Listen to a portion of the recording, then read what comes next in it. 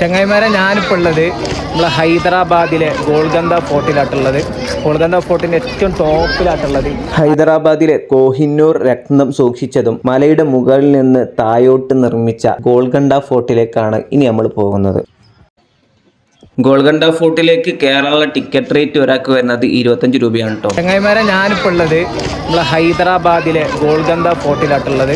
ഗോൾഗന്ദ ഫോർട്ടിൻ്റെ ഏറ്റവും ടോപ്പിലാട്ടുള്ളത് 1743 കാതകീയ രാജവംശമാണ് ഈ ഒരു കോട്ട പണിയുന്നത്.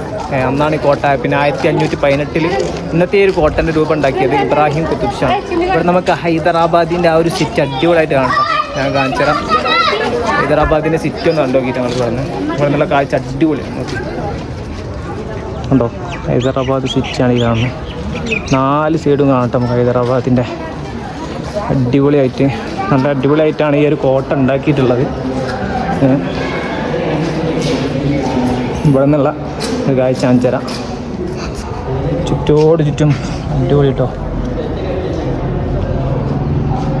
തെക്കേ ഇന്ത്യയിൽ മധ്യകാലത്ത് ജീവിച്ചിരുന്ന കുത്തുബ് ഷാഹി രാജാക്കന്മാരുടെ കേന്ദ്രമായിരുന്നു ഗോൾഗണ്ട കോട്ട. 400 അടി ഉയരമുള്ള ഒരു കുന്നിൻ മുകളിൽ നിന്ന് താഴോട്ടാണ് കേട്ടോ ഈ ഒരു ഗോൾഗണ്ട കോട്ട നിർമ്മിച്ചിരിക്കുന്നത്. ഇസ്ലാമിക ഹിന്ദു വാസ്തുവിദ്യയുടെ മനോഹരമായ സമന്വയത്തിന്റെ ഒരു ഉദാഹരണമാണ് ഈ ഒരു കോട്ട. കോട്ടയുടെ മതിലുകൾക്ക് 87 കൊത്തളങ്ങളും 8 കവാടങ്ങളും 60 അടി വരെ ഉയരവും ഉണ്ട് കേട്ടോ. രാജകുമാരിയുടെയും രാജ്ഞിമാരുടെയും മനോഹരവും വിശാലവുമായ വിശ്രമ മുറികളും കോട്ടയിൽ നമുക്ക് കാണാൻ സാധിക്കും. ലോകത്തിലെ ജനപ്രിയ വജ്രങ്ങളുടെ എല്ലാം ഉത്ഭവം ഗോൾഗണ്ട കോട്ടയിൽ നിന്നാണ് പറയപ്പെടുന്നത്. അതിൽ ഏറ്റവും പ്രധാനപ്പെട്ട ഒന്നാണ് കോഹിന്നൂർ രത്നം.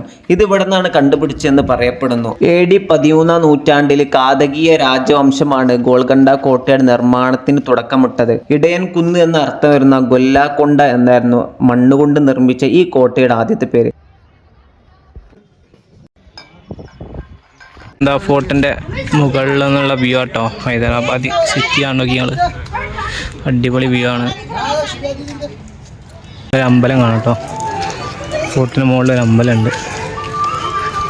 ഇതിന് മുകളിലെത്തിയാൽ നമുക്കതാ ഹൈദരാബാദിന്റെ 4 ഭാഗത്തുള്ള 360 ഡിഗ്രി വ്യൂ കാണാൻ പറ്റൂട്ടോ. കാരണം അത്ര മനോഹരമായ ഒരു കാഴ്ചയാണ് ഇതിന് മുകളിലെത്തി നമുക്ക് സമ്മാനിക്കുന്നത് കേട്ടോ. അപ്പൊ നിങ്ങൾ വരാണെങ്കിൽ എന്തായാലും മസ്റ്റായിട്ട് ഹൈദരാബാദ് വരാണെങ്കിൽ ഗോൾഗണ്ട ഫോർട്ട് കാണണം കേട്ടോ. അത്ര അടിപൊളിയാണ്. ഈ ഒരു കോട്ട 1575 ഗുലി കുത്തുബ് ഷായുടെ ഭരണം പിടിച്ചെടുത്തു. അങ്ങനെ അദ്ദേഹം കോട്ടയ്ക്ക് ഗോൾഗണ്ട എന്ന് നാമകരണം ചെയ്തു. കുത്തുബ് ഷാഹികളുടെയും നിസാമുകളുടെയൊക്കെ വസതിയായിരുന്നു ഈ മനോഹരമായ ഒരു കൊട്ടാരം. നവാബി സംസ്കാരത്തെ പ്രതിനിധീകരിക്കുന്ന കോട്ടയിൽ പിന്നീട് നിരവധി കൂട്ടിച്ചേർത്തലുകളും ഇവിടെ നടത്തി. 1680 മുഗൾ ചക്രവർത്തിയായ ഔറംഗസീബ് കോട്ട പിടിച്ചെടുത്തോടെ അവിടുന്ന് ഗോൾഗണ്ടയിലെ കുത്തുബ് ഷാഹികളുടെ ഭരണം അവിടുന്ന് അവസാനിക്കുകയാണ്. ഈ കോട്ടയ്ക്ക് 4 കവാടങ്ങൾ ഉണ്ട് കേട്ടോ. അതേപോലെ തന്നെ 366ഓളം പടികളുണ്ട് ഏറ്റവും മുകളിലേക്ക് എത്താനെന്നാണ് പറയപ്പെടുന്നത്. ഇവിടുത്തെ ശബ്ദ സംവിധാനം അത്ഭുതപ്പെടുത്തുന്നതാണ്. ഇവിടെ നിന്നും കൈകൊട്ടി ശബ്ദം ഉണ്ടാക്കിയാൽ ആ ശബ്ദം കിലോമീറ്റർ അപ്പുറത്തുള്ള ബാലാഹിസാറിൽ കേൾക്കാനാകും. രാജകുടുംബത്തിന്റെ വസതിയായിരുന്നു. അവിടുത്തെ സുരക്ഷയ്ക്ക് വേണ്ടിയായിരുന്നു ഈ ശബ്ദ സംവിധാനം ഒരുക്കിയത്. അപ്പൊ നമ്മൾ ഹൈദരാബാദ് വരാണെങ്കിൽ